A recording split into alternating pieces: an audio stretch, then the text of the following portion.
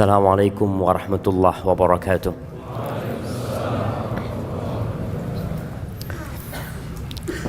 Alhamdulillah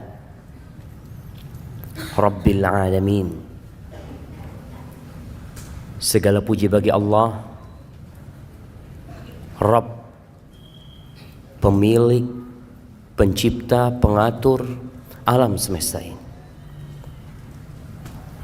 Indonesia hanya bagian kecil dari kerajaan Allah Azza wa Jalla.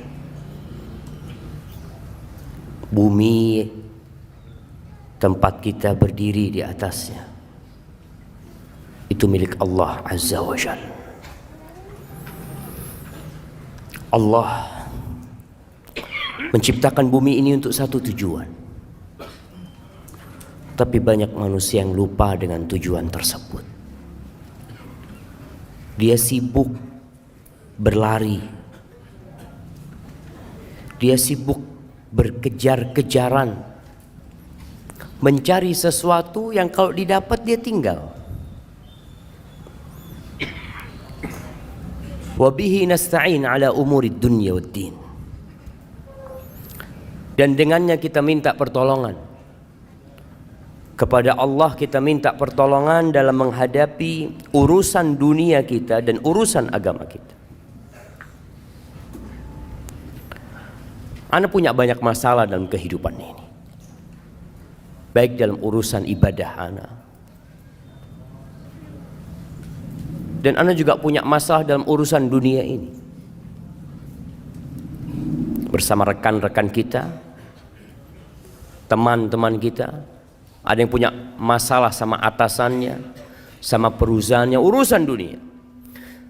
Kepada siapa kita meminta pertolongan? Kepada yang punya bumi ini, Allah Azza wa Jalla. Mau urusan itu besar, urusan itu kecil, hanya kepadanya kita minta pertolongan. Wassalatu wassalam ala sayyidil mursalin wa imamil muttaqin qaidil ghurril muhajjalin sayyidina wa maulana Muhammad wa ala alihi wa ashabihi ajma'in. Salawat dan salam semoga senantiasa tercurahkan untuk penghulunya para utusan Allah, untuk imamnya orang-orang yang bertakwa,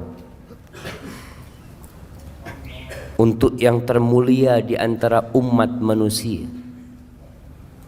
yang kelak menjadi pemimpin di padang mahsyar untuk orang-orang yang beriman, baginda Nabi kita Muhammad sallallahu alaihi wasallam, yang hari ini hari Jumat jemaah, harinya bersolawat buat Nabi alaihi salatu wassalam. Sebelum matahari terbenam nanti, antum sekarang ini lagi ribut urusan apa? Urusan ngitung. Urusan ngitung. Orang sibuk ngurusin ngitung suara 01 berapa, suara 02 berapa, biar mereka menghitung. Antum juga perlu menghitung. Hari ini antum berapa kali bersolawat buat Nabi sallallahu alaihi wasallam. Jangan sibuk mengikuti perhitungan itu, antum lupa ngitung sesuatu yang antum perlu. Karena kalau sudah matahari terbenam, masih waktunya sholawat. Silahkan sampai kapanpun kita bersolawat kepada Nabi alaihi salatu wassalam. Tapi kita kehilangan keutamaan hari Jumat,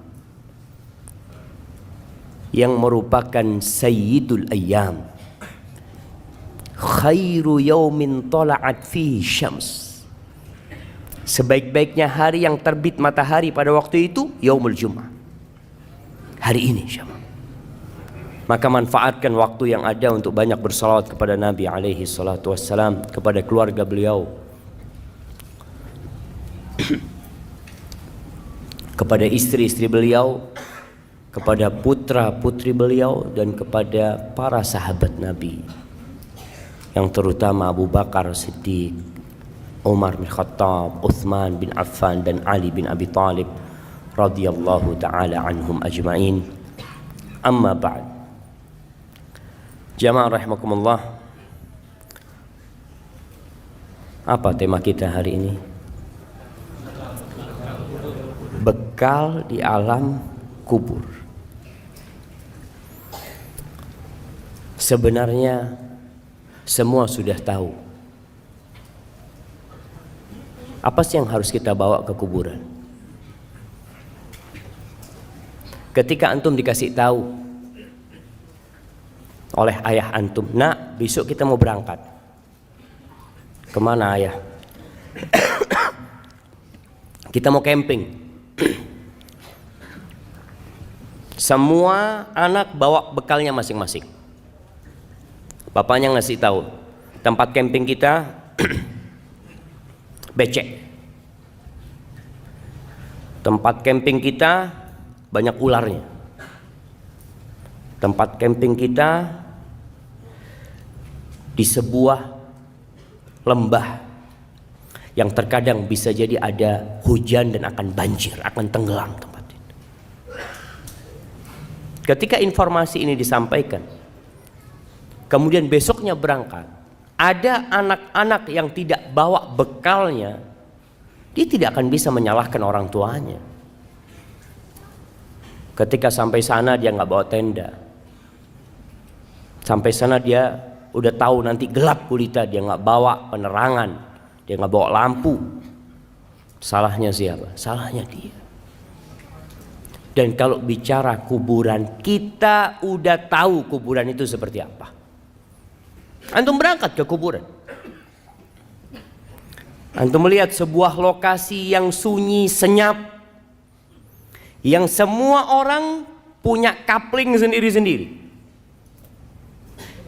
Bahkan kalau sekarang ada orang yang kuburannya itu harus diperbaharui, sewanya tiap 2 tahun, bayar lagi. Padahal cuma 2 kali 1 meter. Lobang yang sempit, yang kalau kita berangkat ke sana mungkin sebagian di antara antum pernah menggali kuburan. Antum bisa bayangin ketika gali kuburan itu. Ini tempat ana yang terakhir. Sebesar apa rumah yang antum miliki? Seindah apa antum membuat sebuah bangunan tempat tinggal antum sama keluarga antum? Tapi kita semua harus tahu, tempat balik kita sama. Mau orang paling kaya di muka bumi ini, mau orang paling berkuasa di Indonesia ini, jabatannya paling tinggi di negeri kita, presiden, yang sekarang semua berebut untuk jadi presiden, nanti akhirnya akan ada di lubang itu, sama dengan tukang sampah. Masya Allah. Dan rame-rame ketawa-ketawa di sana cuma. Anak izin minum dulu ya.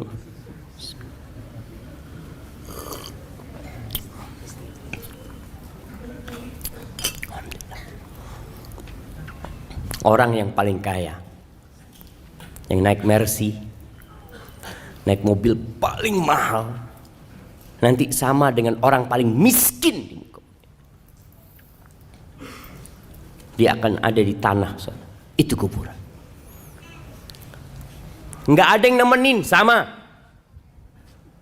Orang kaya mati, akankah ada ajudan dia yang ikut tinggal di kuburan?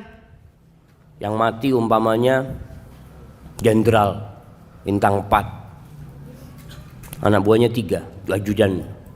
Ketika dikuburkan, adakah satu yang setia sama dia? Komandan, anak akan tetap ada di sini. Bohong. Sama. Semuanya sama. Di malam hari kita biasanya kalau lagi kesepian kita bisa cari teman. Tapi antum akan sendirian. Teman-teman antum akan melanjutkan perjalanan ini. Dan suatu hari langkahnya akan berhenti dan ikut bersamamu di alam kubur sana. Jamaah rahimakumullah. Kalau kita melihat dahsyatnya kuburan, walaupun kalau kita ngelihat dari luar biasa-biasa aja sih Ustaz. Seorang tabi'in yang bernama Ubaid ibn Umair,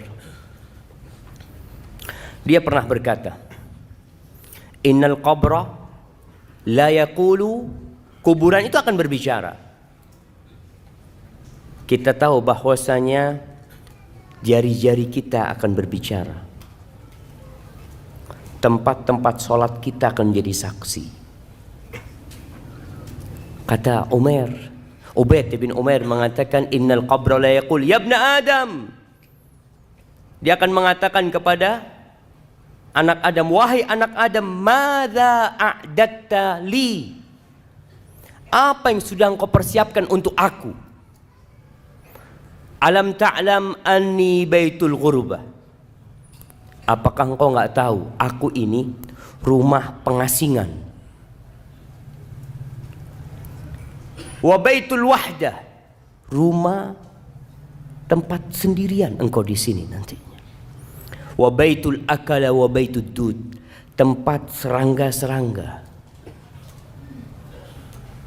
tempat cacing, segala macam. Ini loh kuburan. Dia ngasih tahu sama kita apa yang kau persiapkan. Kalau kita lihat manusia sibuk membangun rumahnya, kamarnya, jangan rumahnya, dia punya rumah.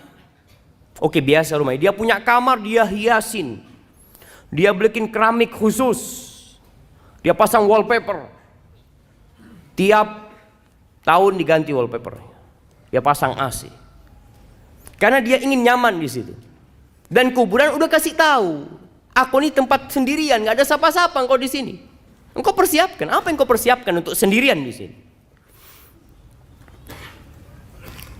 An Abdullah bin Ubaid ibn Umair qal, ini anaknya Ubaid bin Umair mengatakan, balagani, telah sampai kepada aku, annal mayyit yuq'adu fi hufratihi, bahwa seorang mayit itu didudukkan di kuburannya dan dia mendengar suara orang-orang yang mengantarkan dia pulang. Masya Allah. Mati lampu. Switching arus.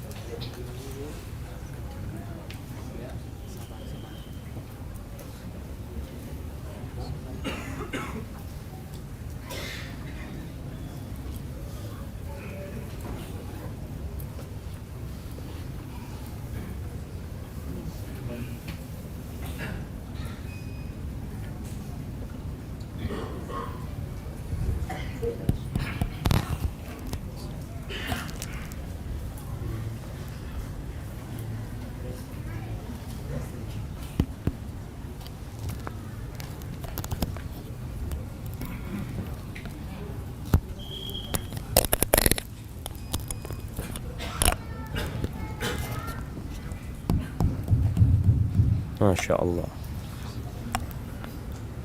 Sampai mana? Sampai kuburan. Akhirnya kuburan itu berkata kepada orang yang ada di dalamnya, wayhak ibnu Adam, celaka engkau Adam, dengarkan itu. Alaysa qad hudzirtani wa hudzirta dhiqi? Engkau kan udah dikasih tahu, aku ini tempat yang sempit loh. Engkau tuh diperingatkan tentang aku, bahwasanya aku baunya busuk. Engkau udah tahu ini tempat yang menyeramkan. Hadza ma a'dattu laka, ini yang aku siapkan untuk engkau di sini di kuburan. Terus yang kau siapkan apa? Umar bin Abdul Aziz rahimahullahu taala, kita tahu seorang khalifah yang zuhud, yang sebelumnya dia orang yang kaya raya, yang mewah hidupnya. Tapi di akhir hayatnya Allah berikan hidayah kepada Umar bin Abdul Aziz, sehingga dia menjadi khalifah yang adil, yang disegani, yang zuhud. Ketika menjadi pimpinan tertinggi umat Islam, awalnya dia hanya gubernur kota Madinah, kemudian jadi pemimpin tertinggi umat Islam pada waktu itu, yang ibu kotanya di Damaskus. Semoga Allah melepaskan Damaskus dari tangan orang-orang Syiah.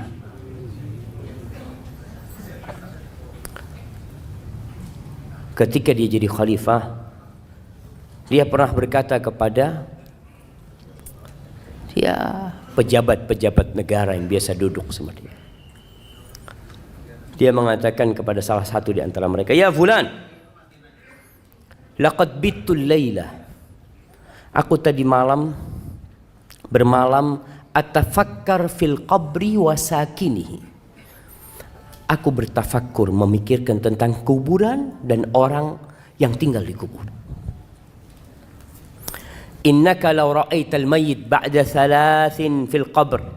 Engkau kalau melihat kondisi mayit setelah 3 hari di kuburan, lastauhashta min qurbihi ba'da tulil unsi minka binahiyatihi. Engkau akan ketakutan untuk dekat sama orang itu setelah 3 hari. Padahal ketika hidup engkau kepingin dekat sama dia, duduk sama dia. Tapi setelah dia mati 3 hari, bongkar kuburannya, akan tercium aroma yang begitu menyengat. Mungkin akan melihat belatung-belatung yang ada. Engkau tidak akan lagi mau dekat sama dia. Padahal dulu teman baikmu dia. Wala ra'aita baitan tajulu fihil hawam. Engkau akan melihat sebuah rumah yang penuh dengan binatang-binatang, dengan serangga-serangga. Wa yajri fihi sadid. Akan ada nanah yang mengalir. Wa takhtarikud didan, dan cacing itu, ulat itu keluar masuk, belatung keluar masuk dari tubuh dia. Ma'a taghayyurir raiha, dan aromanya yang tidak nyaman. Wa balal akfan, kafannya juga sudah rusak. Ba'da husnil hay'ah, padahal sebelumnya rupa dia bagus. Wa tibir rih, aromanya wangi. Wa naqa'is thawb, biasanya kalau datang bajunya bagus orang ini. Datang kajian kita tahu, Masya Allah bajunya bagus, bisa duduk di sampingmu. Setelah mengatakan itu Umar bin Abdul Aziz, dia pingsan. Pernahkah antum memikirkan kuburan itu? Rasulullah sallallahu alaihi wasallam dalam hadis riwayat Tirmizi mengatakan, "Ma ra'aitu manzaran qat illa wal qabru afdha minhu." Tidak pernah aku melihat sebuah pemandangan melainkan kuburan itu lebih menyeramkan dari semua yang kau lihat. Ya, kita harus mempersiapkan diri. Semuanya bakal mati, itu sebuah kepastian. Kullu nafsin dha'iqatul maut. Semua yang bernyawa pasti mati. Mau sehat, mau sakit. Jangan antum memikirkan bahwasanya antum belum waktunya. Nggak usah, ana sehat saat. Alhamdulillah. Kira-kira kapan antum mati? Wallahu a'lam. Tapi masih lama kayaknya. Antum ada orang lagi fitness, mati di tempat fitness. Ada orang lagi nyanyi, yang dia mungkin berpikir akan tobat di akhir umurnya, mati di atas panggung dia. Ada seorang yang menjadi biduan, antum pernah lihat? Jangan lihat tapi. Nah, ada seorang biduan, ana nggak ngelihat, ana baca. Bener. Ada seorang biduan yang nyanyi bersama ular kobra. Digigit mati di atas sana. Ana yakin dia nggak memikirkan akan mati di tempat itu. Dia ingin mati dalam kondisi yang baik. Dia ingin mati dalam kondisi sedang kajian. Semua orang, insya Allah yang fitrahnya masih baik, ada keinginan untuk berubah dan mati husnul khotim. Semua ingin. Tapi siapa yang tahu jemaah? Maka kecuali tidak ada pemandangan yang lebih menyeramkan kalau antum memikirkan lebih dari kuburan. Wallahi jemaah. Suatu hari ada orang menjumpai Umar bin Abdul Aziz. Dia masuk ke tempatnya Umar bin Abdul Aziz. Dia heran melihat wajah Umar bin Abdul Aziz. Sudah kurus ya. Yang dulu tampan, yang dulu segar bugar. Kelihatannya udah. Karena capek beribadah Umar bin Abdul Aziz dan ngurusin umat. Akhirnya orang ini takjub dengan pemandangan ini. Kenapa kok kayak gini gitu dia. Apa kata Umar bin Abdul Aziz? Ya fulan, dia mengatakan, sekarang engkau heran melihat wajahku, kondisiku seperti ini. Gimana kalau engkau melihat aku setelah 3 hari dalam kuburan? Waqad kharajatil hadaqatan fasalata 'alal khaddain. Kedua mataku sudah ngelupas dari tempatnya. Keluar dari tempatnya, kemudian ada di pipi kedua mataku. Wa taqallasat asyafatani an asnan. Bibirku sudah ngelupas sehingga gigiku kelihatan. Wan fatahal fam, mulutku terbuka. Wa nata'al bat fa'ala sadr, perutku akan membengkak. Kemudian mungkin pecah menutupi dadaku. Wa kharaja sulbu minad dubur, dan tulang-tulang keluar dari dubur. Wa kharaja dud minal manakhir, dan engkau melihat belatung itu keluar masuk dari hidungku. Engkau akan lebih heran daripada apa yang kau lihat sekarang ini. Kalau antum harus memikirkan pemandangan itu. Kita ini sering tertipu. Apalagi anda lihat kadang-kala foto. Nih kamera-kamera tukang tipu semuanya. Antum kadang-kala foto kan ada pilihan macam-macam. Ada yang tambah putih, ada yang tambah ini, subhanallah. Antum coba pikirkan. Dan ada foto tambah tua sekarang. Iya. Coba antum memikirkan itu. Rasulullah sallallahu alaihi wasallam tiap hari, pagi dan petang, tiap sholat, beliau senantiasa berlindung dari azab kubur. Beliau mengatakan, Allahumma inni a'udzubika min azabil qabr wa min azabi jahannam wa min fitnatil mahya wal mamat wa min syarri fitnatil masihid dajjal. Terus berlindung. Karena beliau tahu urusan kuburan ini. Mungkin sebagian di antara kita baca tuh doa, tapi tidak meresapi itu doa. Karena sudah menjadi rutinitas, setelah membaca innaka hamidum majid, dia mengatakan Allahumma inni a'udzubika min azabil qabr. Antum bisa bayangin ketika antum menunjuk dan antum memikirkan kuburan. Bagaimana ketika daging itu sudah ngelupas. Ketika antum tinggal sendirian. Enggak ada lagi yang peduli sama antum. Antum enggak bisa menambah amalan sedikit. Rasulullah sallallahu alaihi wasallam menggambarkan bagaimana ketika orang itu mati, kemudian dimandikan, kemudian ditaruh di keranda, wahtamalahar rijal ala a'naqihim, dibawa di atas keranda oleh lelaki-lelaki menuju ke kuburan. Apa yang terjadi dengan orang yang ada di dalam sana? Kalau dia orang yang soleh, yang dia sudah mempersiapkan kuburannya, yang dia sudah pasang AC di kuburannya, dia udah luaskan kuburannya, dia akan mengatakan qaddimuni, qaddimuni, kata dia, cepat letakkan aku di tempatku, segera. Karena dia tahu dia telah mempersiapkan kuburan dia. Wa in kana ghaira dzalik, tapi kalau orang ini bukan orang yang soleh, orang yang belum mempersiapkan kuburannya, yang dia sibuk mempersiapkan rumahnya di dunia, dia sibuk dengan jabatannya. Masya Allah, antum bisa melihat kesibukan orang berebut jabatan sekarang. Kau lupa dia dengan kuburannya, orang itu akan berteriak mengatakan, ya wailaha, aina yadhhabuna biha. Celaka nih orang-orang, mau dibawa kemana jenazah itu? Mau dibawa kemana tubuhku itu? Kenapa? Karena dia tidak memikirkan kuburannya. Sebagian orang bangun kuburan, setelah mati dibangun kuburannya. Kuburannya dikasih atap. Ya, biar nggak kehujanan dalam ya. Kesian dibohongin bapaknya sama anaknya. Dikasih ini, ayah, anak belikan marmer yang bagus. Apa gunanya buat ayahnya? Antum harus pikirkan, gimana ayahmu di dalam sana? Luas kuburannya.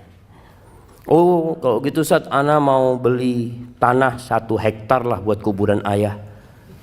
Tetap kuburan ayah 1x2. Walaupun tanahnya 1 hektar. Tetap. Antum pikir orang-orang sekarang di Jakarta yang punya kuburan-kuburan besar, apa namanya? Sandiago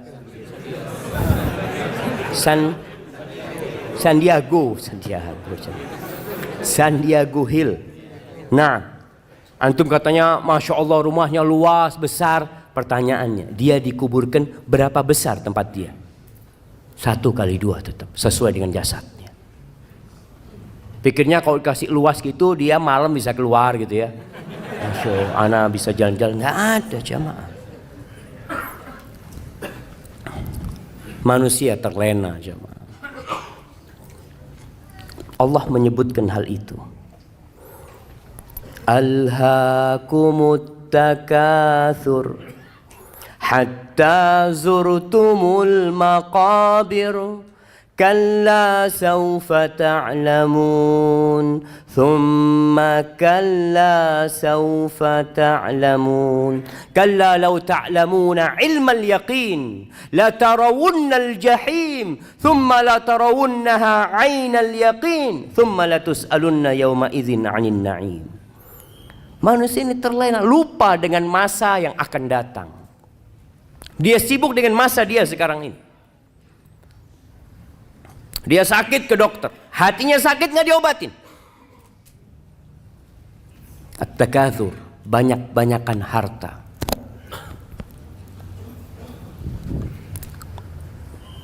Mencari kekayaan boleh, silahkan.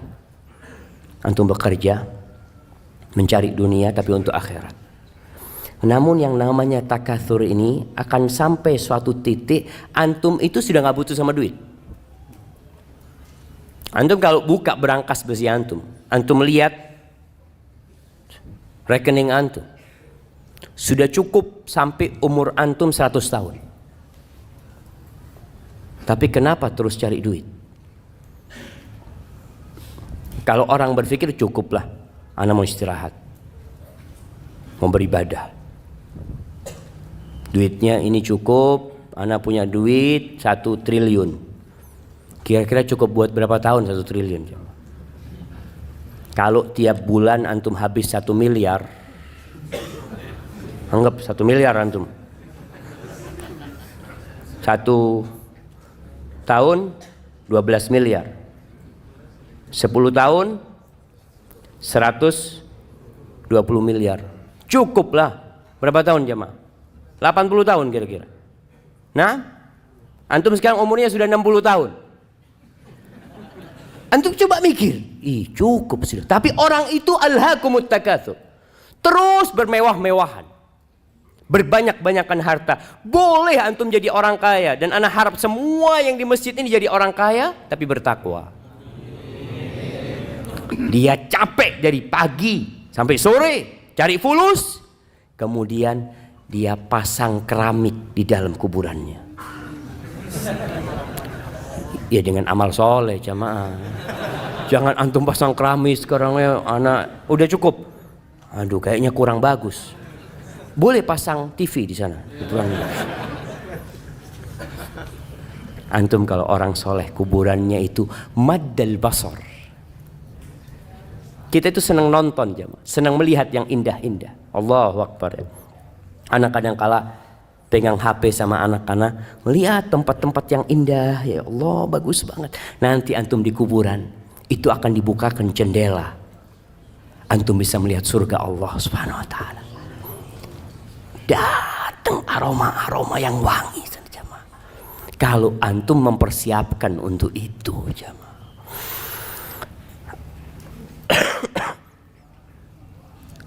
Yaqulu ibnu Adam, anak manusia ini berkata, mali, mana hartaku, mana hartaku? Engkau tahu hartamu itu yang mana? Ma akalta, yang engkau makan, kemudian menjadi kotoran, itu hartamu. Wa ma labista fa ablait. Kalau bicara yang kita miliki itu yang kita pakai, kemudian dia jadi usang. Wa ma tasaddaqta fa abqait. Dan yang engkau sedekahkan lalu ini yang kau simpan. Ini jamaah. Kalau bicara harta yang milik antum itu, antum coba sekali-kali ke kuburan lihat berapa fulus ana yang sudah taruh sini ya. Yang ada di brankas besi, yang ada di ATM antum, itu bukan milik antum. Bisa jadi milik antum, bisa jadi milik orang lain. Maka kenapa kita dianjurkan untuk ziarah kubur? Karena mengingatkan kepada akhirat, mengingatkan kepada kematian, sehingga antum bisa siap-siap. Antum kalau datang ke kuburan, antum berpikir, ana punya duit 100 juta. Ana sedekah baru 10 juta. 90 juta antum tinggal kalau antum mati.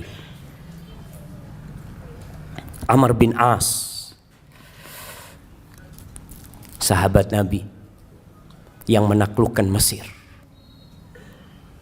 Sahabat Nabi yang memang masuk Islamnya agak terlambat, tapi perjuangannya untuk Islam setelah itu begitu dahsyatnya.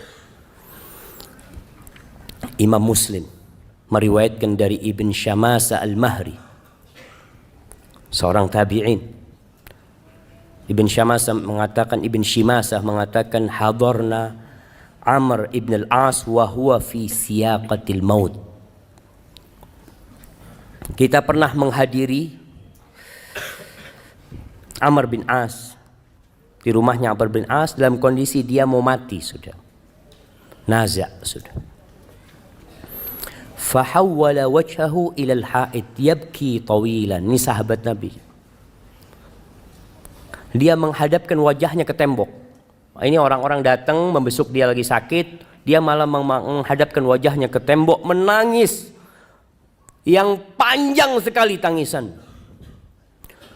Wabnuhu Abdullah, anaknya bernama Abdullah bin Amr bin As. Sahabat Nabi salah satu yang banyak meriwayatkan hadis. Anak yang soleh, yang berbakti sama orang tuanya. Kita kadang-kala kalau punya anak soleh, oh insya Allah doakan abah nanti ya. Siap abah sudah mati, punya anak seperti kau. Lihat Abdullah Amr bin As. Dia punya anak seorang sahabat yang soleh. Dia menangis panjang. Anaknya berkata kepada ayah, ma yubkik, apa yang membuatmu menangis? Wahai ayahanda, ama basyaraka Rasulullah sallallahu alaihi wasallam bikada, ama basyaraka bikada. Mulai disebutkan keutamaan-keutamaan abahnya. Bukankah Rasulullah SAW memberikan kabar gembira kepadamu tentang ini, tentang ini, tentang ini? Supaya abahnya berhenti menangis, supaya dia merasa senang dengan apa yang diucapkan oleh putranya. Apa kata Amr bin As? Qala wa huwa fi dhalika yabki wa wajhu ila al-ha'id. Qala thumma aqbala biwajhi. Terus bapaknya ini ngadep ke sana, tapi akhirnya menoleh kepada kita. Faqala, lalu dia memberikan wasiat kepada orang-orang yang ada di kamar itu. Inna afdal mimma tu'addu alayya syahadatu an la ilaha illallah wa anna Muhammadar Rasulullah sallallahu alaihi wasallam. Sesungguhnya yang paling mulia yang dipersiapkan untuk aku, yang aku persiapkan itu adalah syahadat la ilaha illallah dan Muhammad Rasulullah SAW. Ini memang bekal utama seorang untuk kematian. Man kana akhiru kalamihi la ilaha illallah dakhala al-jannah. Barang siapa yang akhir ucapannya la ilaha illallah, niscaya masuk surga. Ini bekal yang utama. Tahu Amr bin As dengan hal itu. Walakinni, tapi dia cerita masalahnya aku ini beda. Aku punya masalah dalam kehidupan ini. Qad kuntu ala atbaqin thalath. Aku itu hidupku ini di 3 fase. Fase yang pertama, dia cerita, qad ra'aituni, aku telah melihat diriku, ini orang yang suka menghisap dirinya, dia akan sibuk dengan kesalahan dirinya daripada dengan kesalahan orang lain. Dia akan disibukkan dengan menambal kekurangan-kekurangan dirinya daripada dia menambal kekurangan orang lain. Amr bin As tahu dengan dirinya. Dia bercermin. Maka dia mengatakan, qad ra'aituni, aku telah melihat diriku, ma minan nasi min ahadin abghad ilayya min Rasulillah SAW. Di fase yang pertama itu, tidak ada satu manusia yang lebih aku benci daripada Rasulullah SAW. Bagaimana bencinya Amr bin As kepada Nabi SAW. Wala ahabbu ilayya min an astamkina minhu fa'aqtulahu. Dan bagaimana ambisiku pada waktu itu bisa membunuh Nabi SAW. Falau mittu ala tilka tabaqah lakuntu min ahlin nar. Andai kata aku mati dalam fase itu, niscaya aku jadi penghuni neraka, pasti sudah, kata dia. Kemudian di fase kedua, thumma ja'alallah al-islam fi qalbi. Kemudian Allah memberikan hidayah kepada aku, menjadikan Islam di hatiku. Lihat bahasanya, Amr bin As mengatakan, Allah yang bagi Islam sama aku.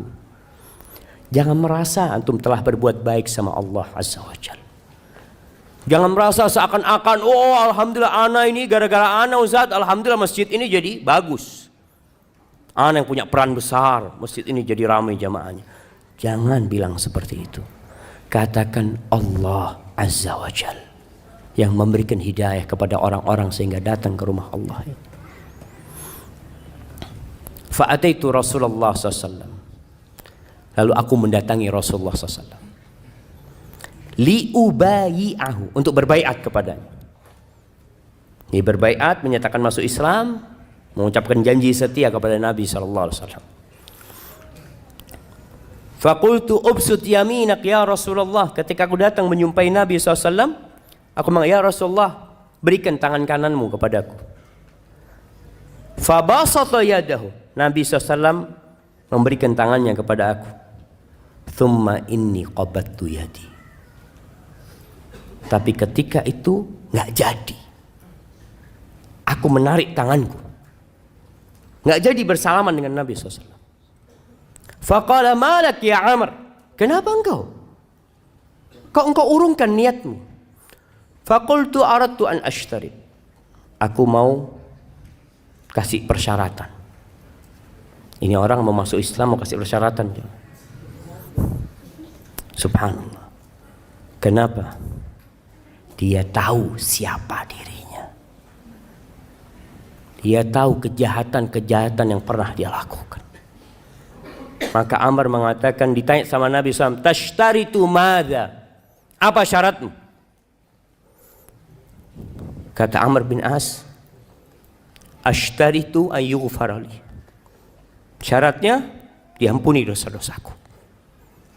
Syaratnya diampuni dosa-dosaku. Karena Amr bin As berpikir, kalau aku masuk Islam tapi dosaku yang masa lalu, yang aku ingin membunuh Nabi SAW tidak diampuni, apa gunanya aku masuk Islam? Maka ketika orang masuk Islam, hendaklah masuk Islam dengan berpikir tentang agama Allah ini. Jangan merasa sekali lagi berbuat baik kepada Islam, tapi Islam yang telah memberikan kebaikan kepada kita. Lalu Nabi SAW mengatakan kepada Amr,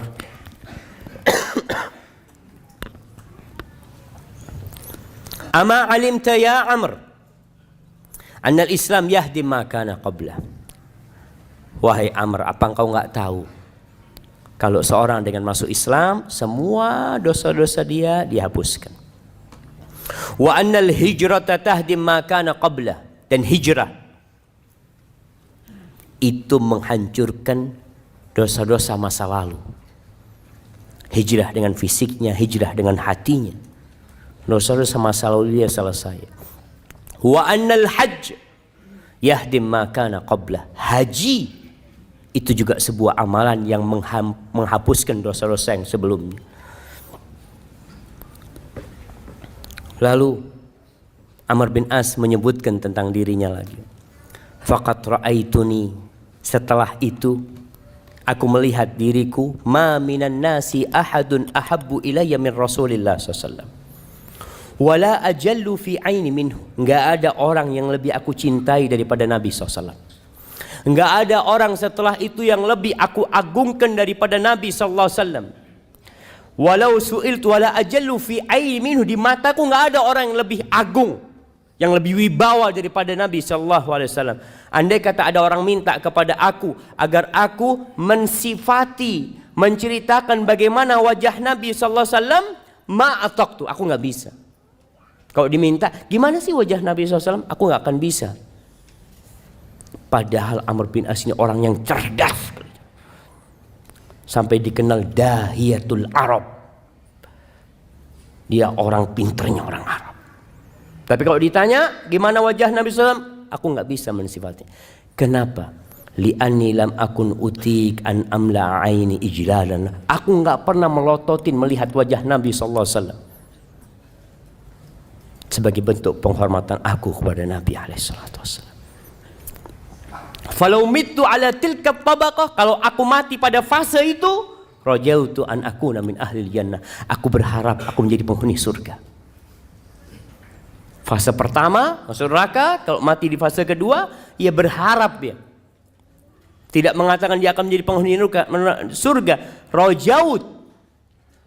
Seorang mukmin ketika beribadah kepada Allah antara takut dan harap. Harap-harap cemas. Aku berharap kalau aku mati pada waktu itu, kita itu jemaah kepingin mati dalam kondisi taat. Antum berharap mati dalam kondisi sedang sholat, sedang ngaji, sedang baca Al-Quranul Karim, sedang umroh. Sebagian orang berangkat umroh kepingin tidak balik lagi supaya dia dicabut nyawanya di sana. Tapi tahu-tahu sampai Jakarta lagi. Astagfirullah, sampai Jakarta lagi. Iya, ada orang yang kepingin karena mati husnul khotimah. Harapannya seperti itu ketika mati dalam kondisi berihram. Thumma wullina asya' ba'd. Setelah itu, ini yang aku takutkan. Setelah meninggalnya Rasulullah SAW, kita dikasih kekuasaan. Ini buat para penguasa, para pejabat, apa saja kekuasaanmu. Biasanya orang kalau duduk di jabatannya mulai berubah. Yang awalnya di soft pertama, akhirnya jadi imam buat orang-orang masbuk. Jadi imam dia, tapi khusus buat orang-orang masbuk. Allahu Akbar. Wulitu asya' ba'd falastu adri ma ana fiha au ma hali. Aku enggak tahu kondisi aku ketika aku menjabat. Jadi gubernurnya Mesir Amr bin As. Subhanallah. Amr bin As ini jamaah. Kalau antum baca sejarah Amr bin As, pada waktu menyerang Mesir, di perjalanan itu dia berhasil menghadang rombongan anaknya Muqawqis, Raja Mesir pada waktu itu. Putrinya itu dikirim ke Palestina untuk menikah dengan salah satu raja Romawi. Nama putrinya Romunusa apa? Dengan emas, dengan macam-macam dikirim untuk ke sana karena sudah dinikahkan. Ketika ditangkap oleh Amr bin As, Amr bin As itu mengatakan kepada para sahabatnya, kalian ingat Raja Muqawqis itu pernah kirim hadiah buat Nabi kita sallallahu alaihi wasallam. Pernah kirim bagla. Bagla itu campuran antara kuda sama keledai. Kasih hadiah buat Nabi, bagla yang bagus, dan mengirimkan seorang budak, Maria Al-Qibtiyah. Gimana menurut kalian kalau kita balas kebaikan raja itu agar tahu dengan kebaikan Nabi kita Muhammad SAW? Itu dibalikin rombongan itu ke Mesir aja. Jadi banyak kebaikan Amr bin As radhiyallahu ta'ala. Maka dia mengatakan, aku nggak tahu kondisi aku ini gimana sekarang. Fa idza ana mittu fala tashabni naihatun wala nar. Kalau aku mati, tolong nggak ada wanita-wanita yang meratap, yang menangis-nangis, yang menemani aku ke kuburan, yang mengantarkan aku ke kuburan. Wala nar, nggak ada api-api untuk memeriahkan orang mau mati, dimeriahkan. Kadangkala pasang mercon atau apa, nggak ada. Faida dafantumuni, kalau kalian telah menguburku, fasunnu alayya turab sannan, itu debu kalian timpakan kepada aku. Ya, jangan keras-keras maksudnya Amr bin As. Sudahlah, kalian ratakan aku dengan tanah. Fa idza faragtum min qabri, kalau selesai kalian mengubur aku, famkuthu inda qabri, kalian jangan pulang dulu, kata Amr bin As. Dia tahu gimana kondisi di kuburan. Dia bakal sendirian, dia bakal ditinggal sama semuanya. Tapi dia minta famkuthu inda qabri qadra ma yunharu jazur wa yuqsamu lahmuha. Tolong kalian ya tetap di kuburan sebentar lah. Seperti orang menyembelih onta kemudian membagikan daging-daging. Ya berapa menit kalian tetap di sana. Fa ini asta'nis bikum, supaya aku tidak merasa kesepian.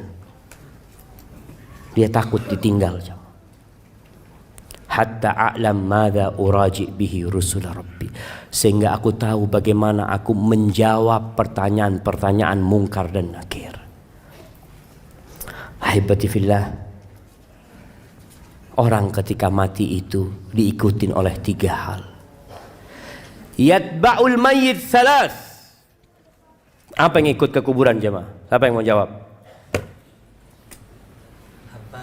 Harta, keluarga, amal. Hartanya gimana? Hartanya ikut.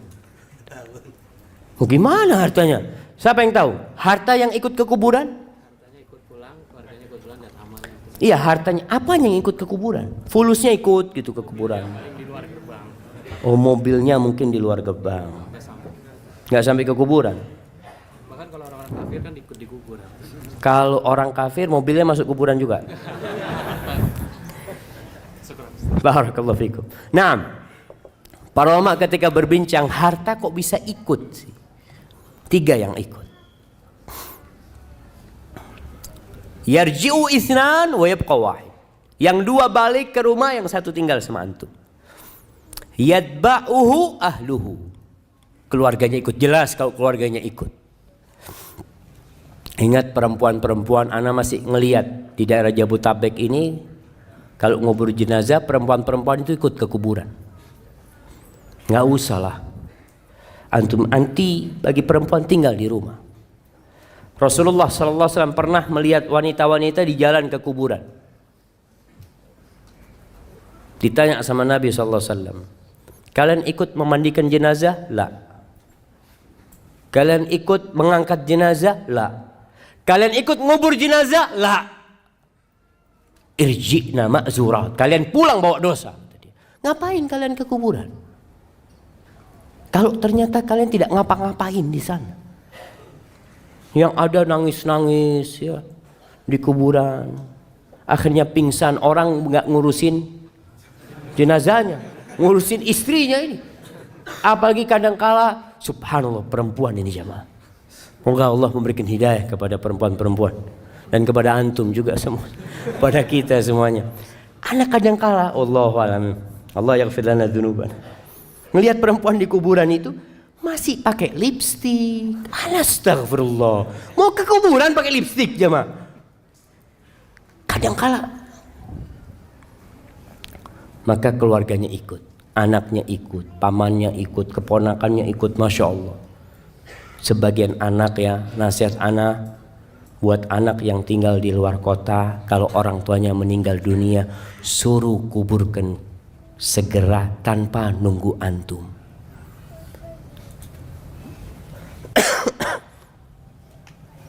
Itu sebagai bentuk kebaktian antum sama orang tua. Antum kadang-kadang mengatakan, enggak, anak ingin mengucapkan salam terakhir. Selesai, enggak ada salam terakhir, sudah mati. Seharusnya engkau dampingin orang tuamu sebelum mati.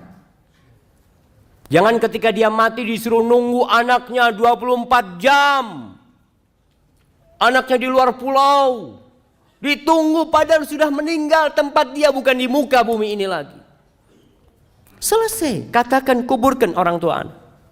Engkau gimana? Nggak apa-apa, yang penting orang tua anak sampai ke tempatnya. Engkau datang, kemudian engkau datang ke kuburannya, boleh sholat jenazah di atas kuburan. Sholatin di atas kuburan. Nggak harus nunggu antum. Keluarganya ikut. Wa malu, hartanya ikut. Ulama ketika berbincang tentang hartanya yang ikut ini mengatakan ini dulu itu ada budak. Budak itu harta di mana diperjualbelikan sehingga budak-budaknya pada ikut menguburkan. Tapi juga ada yang ke kuburan naik kendaraan mungkin. Ada yang dinaikkan kereta atau apa ke kuburan. Mungkin kalau sekarang pakai mobilnya ikut. Dan yang ketiga, bisa jadi dia diikutin sama hartanya karena dia orang kaya. Antum lihat kalau orang kaya mati, Masya Allah, kuburannya itu rame. Masjid rame. Sampai pernah ada seorang jemaah, cerita temen nih, nggak tahu di Bekasi atau di mana. Dia cerita, ada salah satu ikhwan meninggal dunia, disolatkan di sebuah masjid, rame yang nyolatin jemaah. Salah satu jamaah masjid tanya, ini orang kaya dari mana yang mati? Kenapa Pak? Katanya, iya berarti kan bisa ngasih amplop kepada semua yang sholat itu. Subhanallah. Nggak tahu itu di mana jamaah. Ada yang pernah sholat jenazah dapat amplop? Ada yang pernah? Angkat tangan. Mana jamaah? Dapat beras tuh. Masya Allah. Kasih kesini. Jadi ngambil berasnya di mana tuh?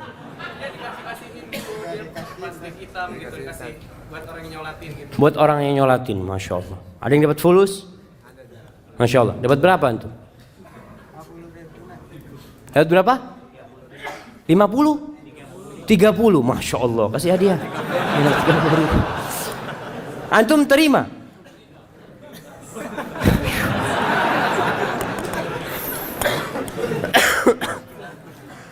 Iya, tadi ketika orang kaya raya banyak yang nyolatin karena dia orang terhormat di kampungnya, ikut. Tapi selesai itu pulang. Wa yabqa wahid. Yang tinggal di kuburan itu tinggal satu, yaitu amalan dia. Ketika orang-orang pergi, amalan itu akan datang sama dia. Kalau dia orang soleh, amalan itu datang dalam wujud seorang manusia yang tampan, wajahnya indah, pakaiannya bagus. Dia perlu teman di kuburan sana. Lalu ditanya sama orang yang sudah di kuburan, man anta? Wajhuka alladhi ya'ti bil khair. Wajahmu ini wajah orang baik gitu loh. Dan bajumu baik, kata dia. Kata orang ini, ana amaluka saleh. Aku amal solehmu, kata dia. Kemudian kuburan yang sempit itu yumaddulahu maddal basar. Dibentangkan sepanjang mata memandang, lebih luas daripada rumah dia di muka bumi. Kalau orang punya rumah, ya rumahnya masih tertutup tembok, ya, tapi di kuburan sepanjang mata memandang luas dia. Kemudian dibukakan tadi jendela, dia melihat ini tempatmu di surga, kata dia. Lalu orang soleh ini akan mengatakan, dauni, biarkan aku kasih kabar kepada keluargaku supaya nggak nangis lagi mereka sudah. Katilah, engkau tinggal di sini, selesai sudah urusanmu dengan dunia. Tapi kalau amalnya amal soleh, amal toleh, amal buruk, sama juga akan diam di situ. Datang seorang dengan wajah yang menyeramkan, dengan aroma yang busuk. Lalu orang ini di kuburan melihat orang itu ketakutan, mengatakan, man anta? Kamu siapa kamu? Wajahmu wajah yang mendatangkan keburukan, aromamu busuk. Apa kata orang ini? Ana amaluka taleh. Aku amalanmu. Engkau dulu yang beramal aku seperti ini. Lalu kuburan itu disempitkan buat dia. Dan dibukakan jendela menuju ke neraka. sehingga datang kepada dia panasnya neraka itu. Lalu orang ini mengatakan, Rabbi la tuqimis sa'a, ya Allah jangan didirikan kiamat ya Allah. Karena dia tahu kalau kiamat terjadi maka dia akan masuk ke sana. Ahibati fillah, apa yang perlu kita amalkan agar kuburan kita jadi raudhatun min riyadil jannah, dari taman-taman surga, menjadi sebuah taman yang indah. Selama kita hidup kita harus mempersiapkannya. Maka secara global semua amal soleh, jadilah antum orang yang semangat mengamalkan semua amal kebajikan. La tahqiranna minal ma'rufi syai'an. Jangan pernah meremehkan amal soleh walaupun kecil menurut antum. Walau antalqa akhaka biwajhin taliq, walaupun engkau hanya berjumpa dengan saudaramu dengan wajah yang berseri-seri. Ini buat teman-teman yang udah ngaji. Antum setelah ngaji itu seharusnya senyum antum lebih banyak kepada tetangga, kepada rekan-rekan antum, supaya masyarakat di kampung itu merasakan antum nih jadi baik sekarang setelah hijrah. Jangan cuma pasang jenggot terus matanya mulai melototin. Nah ini kayaknya masuk neraka. Antum jadi astagfirullah. Antum siapa antum? Maka tunjukkan kepada orang kalau antum orang yang penuh dosa, sehingga antum tawadhu, tidak melihat orang lain, melainkan antum mengira orang itu lebih baik dari diri antum, sehingga antum akan berbuat baik sama orang lain. Senyum, apa saja amal kebajikan. Lihat sampah antum buang, orang kampung jadi lihat antum ini, masya Allah, kalau fulan datang jalan itu bisa bersih. Bawa sapu, gak apa-apa antum sapu. Ini satu amalan yang mungkin buat antum ringan. Ana masih ingat dengan sebuah cerita di Jogja sana jemaah. Seorang ustadz yang cerita. Ada seorang wanita tua, habis asar itu dia ke musola dekat rumahnya. Di depan musola itu ada pohon mangga atau pohon apalah. Lupa waktu itu satu cerita. Jadi perempuan tua ini datang membawa tongkat yang ujungnya ada pakunya. Dia itu datang ke musola, di halaman musola, dia tusukin itu daun mangga itu, daun apa lupa, ditusukin satu persatu lalu dibuang ke sampah sampai bersih. Remaja masjid bingung sama wanita tua ini. Kenapa wanita tua ini kok nggak bawa sapu aja ya? Disapu kan lebih cepat. Akhirnya suatu hari sebelum perempuan itu datang, sama remaja masjid disapu itu daun. Bersih pelataran masjid ini. Wanita tua itu datang, menangis dia jemaah. Menangis orang itu. Bingung akhirnya remaja masjid, kenapa ya Allah, apa yang sudah kita lakukan? Ibu-ibu kan seharusnya gembira gitu loh, nggak capek-capek lagi nyapuin gitu kan. Seharusnya jazakallah khair, udah selesai, makasih banyak. Apa kata ibu tua ini? Ana itu dengan setiap daun yang ana ambil itu, ana bersolawat buat Nabi SAW. Mungkin orang nggak tahu jamaah, tapi Allah tahu dengan amalan antum. Kita perlu punya amalan yang tersembunyi, yang tidak ada manusia yang tahu, yang mudah-mudahan itu yang menjadi penerang kuburan kita. Di antara amalan yang bisa membuat kuburan kita penuh dengan keindahan, disebutkan dalam hadis riwayat Muslim dari Salman Al-Farisi bahwa Rasul sallallahu alaihi wasallam mengatakan, ribatu yaumin wa lailatin khairun min siyami syahrin wa qiyami. Seorang yang berjihad di jalan Allah, yang menjaga perbatasan-perbatasan negeri Islam, dia berjaga-jaga di sana, itu lebih baik daripada dia puasa sebulan penuh, qiyamul lail sebulan penuh. Wa in mata ujriya alaihi amaluhu alladhi kana ya'mal. Kalau dia mati dalam kondisi seperti itu, amalan itu akan terus dikirimkan kepada dia pahalanya. wa ujriya alaihi rizku, rizkinya akan disampaikan kepada dia, wa aminal fattan, dan dia akan selamat dari fitnah kubur nanti. Kemudian termasuk yang menyelamatkan dari azab kubur adalah orang yang mati syahid,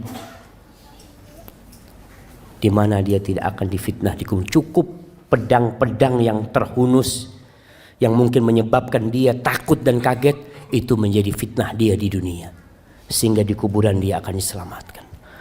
Kemudian membaca sebuah surat yang terdiri dari 30 ayat. Masya Allah. Al-Mulk, Masya Allah, kirimkan ke sana. Kata Nabi SAW, 30 ayat tashfa' li sahibiha hatta ghufira lahu. Ada 30 ayat yang akan memberikan syafaat kepada orang tersebut sehingga orang itu diampuni dosa-dosanya, yaitu suratul Mulk. Dianjurkan dibaca tiap malam. Antum baca suratul Mulk. Ada orang baca surat supaya kaya. Ini supaya anak dapat fulus banyak ini.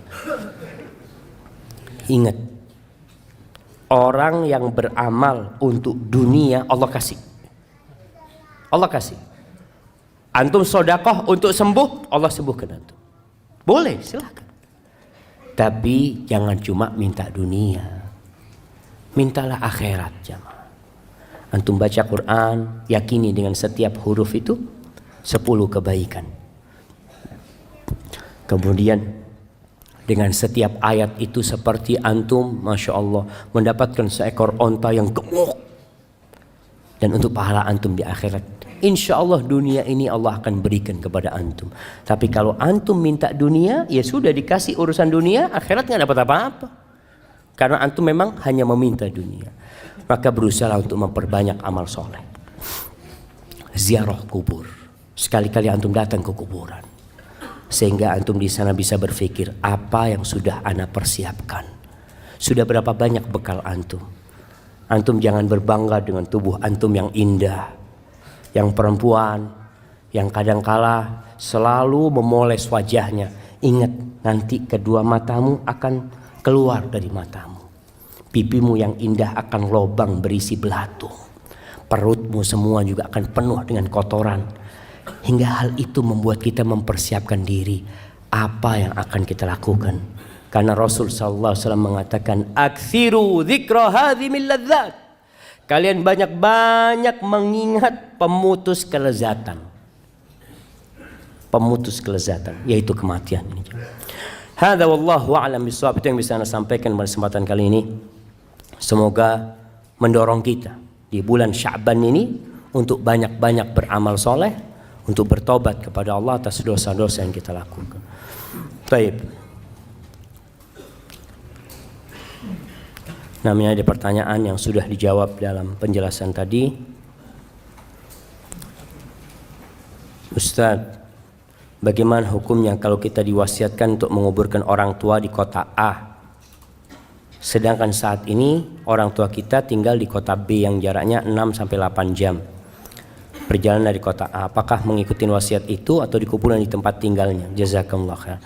Gak apa-apa, wasiat itu selama tidak bertentangan dengan agama boleh dilaksanakan. Kalau ada orang meninggal dunia di Jakarta umpamanya, dia wasiat tolong ana dimakamkan di Mekah umpamanya.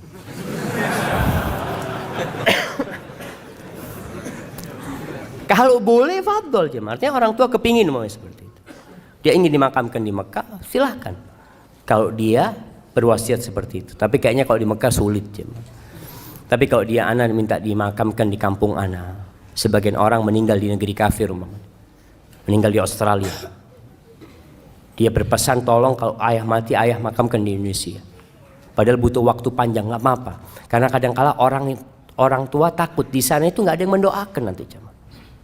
Jarang yang mendoakan.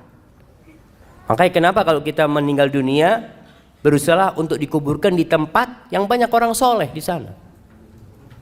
Dengan harapan banyak yang mengucapkan salam ke sana. Karena salamnya orang itu bukan hanya buat keluarganya, tapi buat semua yang mati. Assalamualaikum ya ahlad diyar. Jabir bin Abdullah radhiyallahu taala anhu, dia punya ayah itu ketika perang Uhud dimakamkan satu lubang sama orang lain. Hatinya itu nggak enak, jamaah. Dia nggak ingin ayahnya satu kuburan sama orang itu. Akhirnya dipindah sama Jabir bin Abdullah radhiyallahu taala anhu.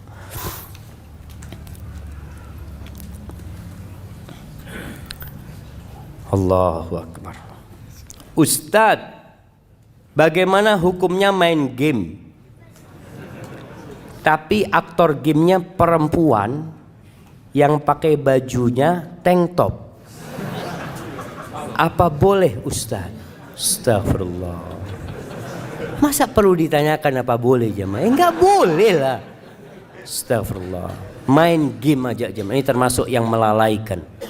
Termasuk yang melalaikan jemaah. Antum bisa bayangin kalau orang Indonesia main game, tutup Indonesia ini jemaah. Nah, dapat apa dia main game? Sehat Ustaz, alhamdulillah Ustaz. Anak periksa ke dokter itu jempol anak sehat Ustaz. Jempolnya doang yang sehat itu. Nah, wallahi bahaya game ini jemaah. Seharusnya dihilangkan game itu jemaah. Rabi ibn Khusaim pernah anaknya minta izin sama putrinya, mengatakan, ayah aku mau main. Ngomong sama ayahnya, anakku ngomong yang baik lah, jangan ngomong mau main. Akhirnya kata ibunya, kau ngomong sama bapak aku mau ngobrol sama teman-teman. Ya silahkan kata dia. Kenapa kalau dia nggak ngomong, tidak mau dengan kata-kata main? Dia mengatakan permainan itu selalu dicela sama Allah Subhanahu wa taala. Kita itu harus serius menghadapi kehidupan ini. Tidak bermain-main jemaah. Orang subhanallah kerjanya main, game ini main terus. Tinggalkan game. Nasihat ana, tinggalkan game. Sudah bukan waktunya, antum harus serius. Antum kepingin perang, daftar jadi tentara. Ini kan game perang-perangan, tembak-tembakan ya apa? Daftar, Pak. Saya jadi sukarelawan. Kapan butuh perang, kirim anak. Gak apa-apa, anak mati, anak kepingin mati. Daripada antum main game yang gak ada gunanya. Gunanya gak ada. Waduh Ustaz, dapat fulus. Fulusnya dimurkain sama Allah SWT. Orang mikir bagaimana main game. Astagfirullah. Alhamdulillah anak gak suka main game. Alhamdulillah. Ada orang yang memang itu ujian dan cobaan buat dia aja. Ada perempuan suka main game. Akhirnya sampai sama suaminya main game bareng. Astagfirullah. Di rumah ana banyak sekali semut, kecoa dan kelabang. Sudah beberapa kali ana usir. Masya Allah, gimana untuk ngusirnya? Dengan dibersihkan, disapu, dipel, masih saja Ustaz. Lalu sekarang ana semprot pakai baygon. Ana lihat sedih sekali matinya mereka. Berdosa ke ana Ustaz. Ingat, semut itu termasuk binatang yang tidak boleh dibunuh. Ketika mengganggu boleh dibunuh. Tapi selama tidak mengganggu, antum melihat ada semut lewat ya, ngapain ini? Ambil baygon antum, bunuh dia. Antum biar dia mau lewat, mau main kemana gitu, seperti itu. Nah, artinya kalau mengganggu boleh dibunuh. Tapi kalau kelabang sama kecoa, boleh, dia termasuk serangga yang boleh lah dihilangkan karena memang apalagi kelabang yang berbahaya itu. Ustadz, saya seorang istri yang sudah, Masya Allah, sudah jangan ditaruh lagi ke atas. Ustadz, saya seorang istri yang sudah berhijrah, tapi suami saya belum. Dan untuk sholat 5 waktu nggak pernah Ustadz. Padahal saya selalu mengingatkan suami untuk sholat. Yang saya tanyakan, apakah masih ada surga di suami saya buat istrinya? Apa yang harus saya lakukan Ustaz? Nah, berusaha untuk diperbaiki. Karena kondisinya anti memang menikah sama dia dulu, bukan melihat kepada agamanya. Artinya bertahun-tahun anti hidup sama dia itu aman-aman saja. Ketika anti berhijrah, antum melihat ada masalah di suami, kasih nasihat. Kalau nasihat dari anti tidak bisa masuk kepada dia, lewat orang tuanya. Kalau sudah nggak mungkin kasih nasihat, anti boleh gugat cerai.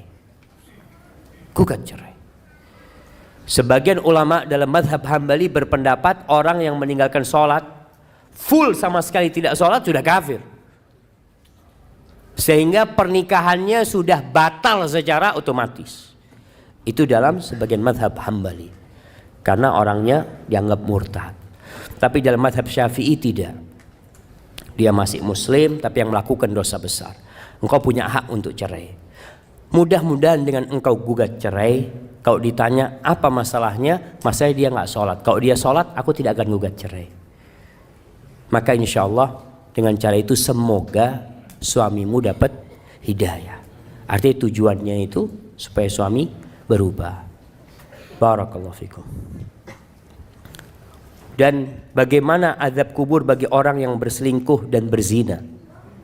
Dan apabila bertobat, bagaimana cara agar tetap istiqamah? Rasulullah SAW ketika Isra Mi'raj, beliau melihat azab kubur. Khususnya buat orang-orang yang berzina, beliau melihat ada lelaki dan wanita di dalam tungku. Kayak di dalam tungku jamaah yang atasnya sempit, bawahnya lebar. Kayak gentong gitu jamaah. Yang atasnya sempit.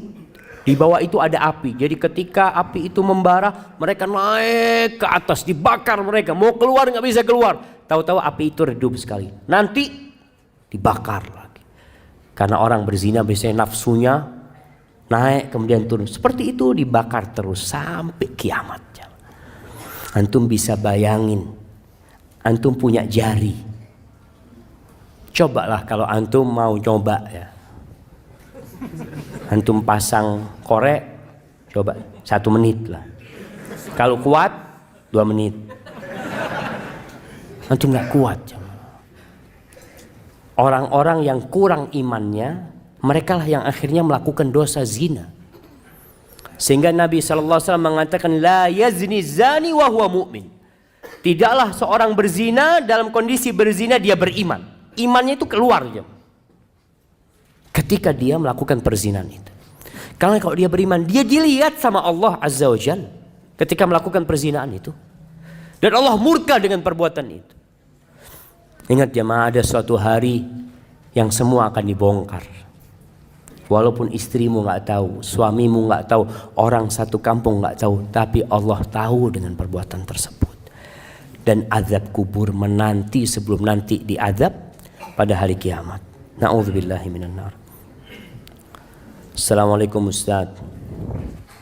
Apakah jika seorang ketika sudah meninggal di dalam kuburnya sempit dan gelap, masih memungkinkan bisa terang dan lapang berkat doa anaknya yang soleh?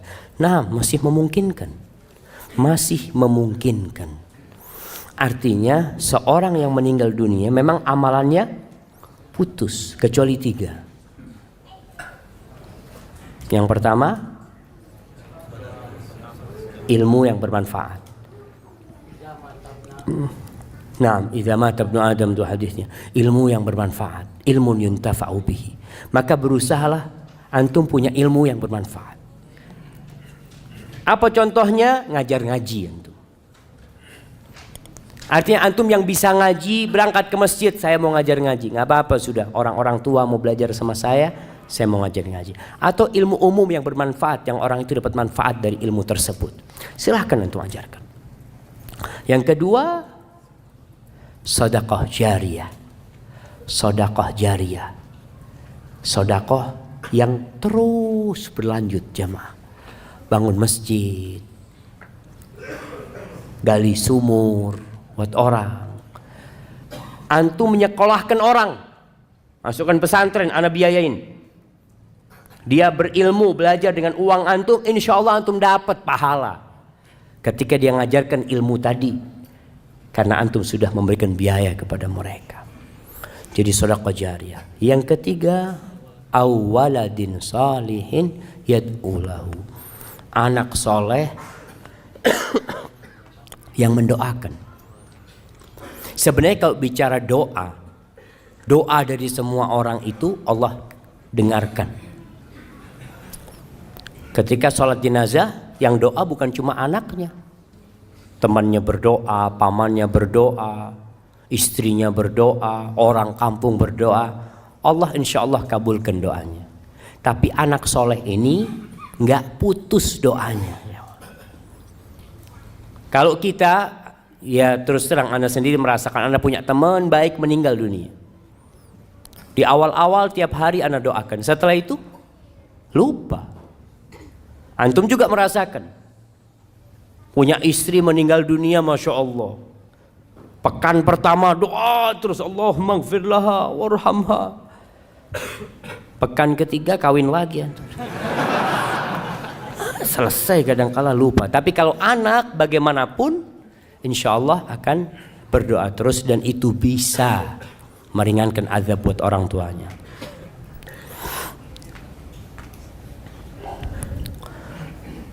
Bagaimana caranya agar di dalam pembicaraan tidak ada unsur ujub? Sebab Ustadz, saya adalah seorang guru yang suka ditanya tentang hal agama atau nasihat. Lalu saya menjawab sesuai kapasitas ilmu agama yang saya miliki. Saya takut dalam penjelasan kepada orang yang bertanya itu saya ada unsur ujub yang saya tidak sengaja. Taib, ujub ini adalah berbangga dengan diri sendiri. Antum takjub dengan diri sendiri, lupa sama Allah Azza wa Jalla. Makanya ketika antum menjawab pertanyaan kepada orang, antum sampaikan. Terakhir antum katakan wallahu alam, ana nggak tahu ya. Bisa jadi jawaban ana benar, mungkin ana salah. Allah yang maha tahu. Artinya sandarkan kepada Allah subhanahu wa ta'ala. Jangan akhirnya seperti Qarun yang bangga dengan dirinya. Antum, oh saya ini memang mahasiswa teladan, makanya bisa jawab semua pertanyaan. Masya Allah. Akhirnya ujub.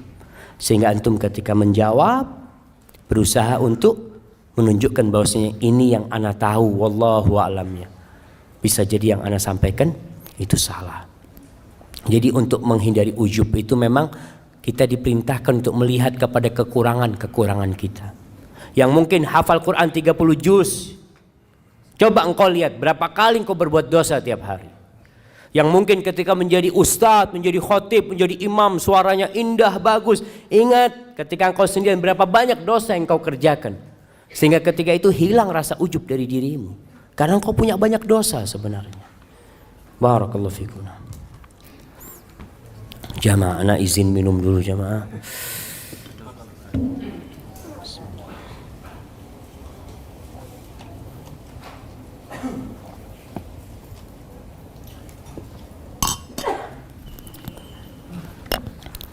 Assalamualaikum. Alhamdulillah.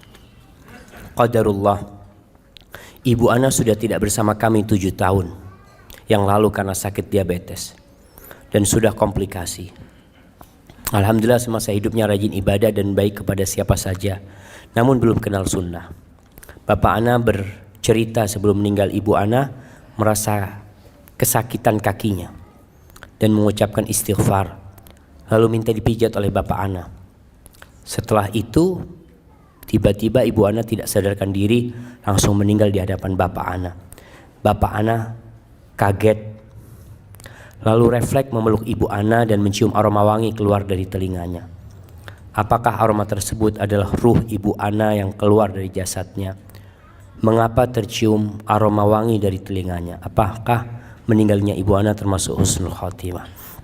Jamaah, memang orang yang soleh ketika keluar itu dalam bau yang wangi sekali.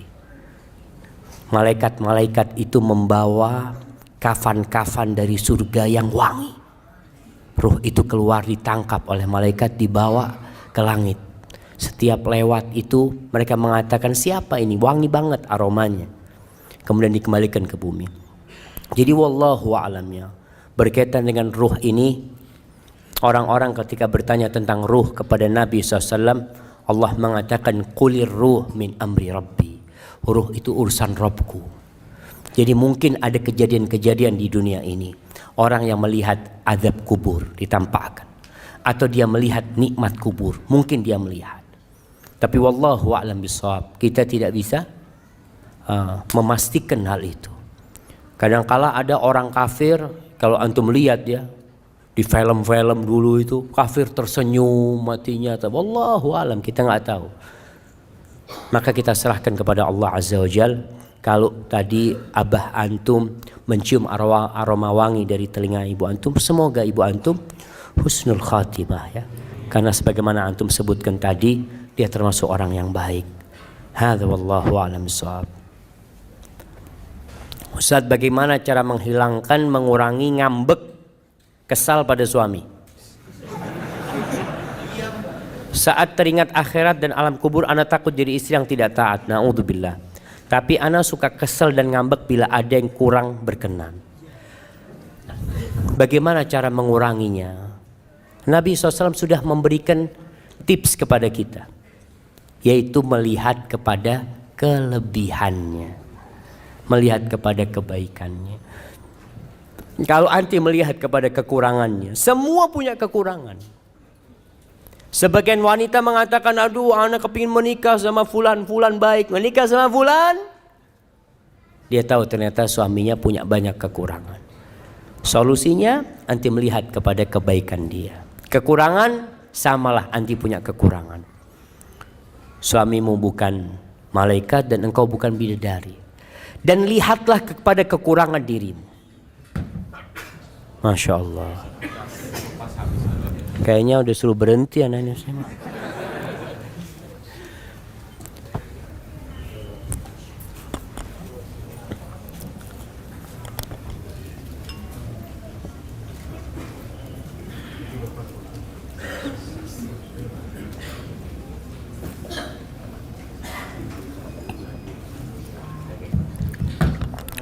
Nah, jamaah. Mati lagi jamaah.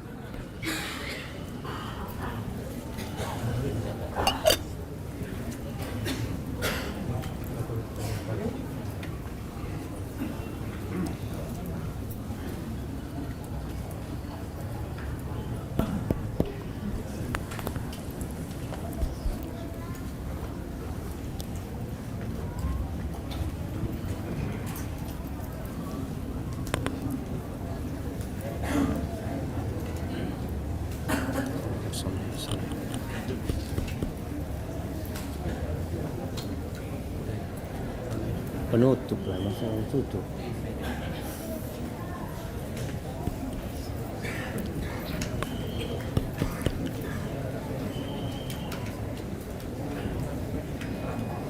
Masya Allah. Nah, jadi lihatlah kepada kelebihannya, yang lihat kepada kekurangannya. Semoga dengan cara itu kita juga lihat kita juga banyak dosa lah. Semoga itu menghibur diri kita. Ini pertanyaan terakhir.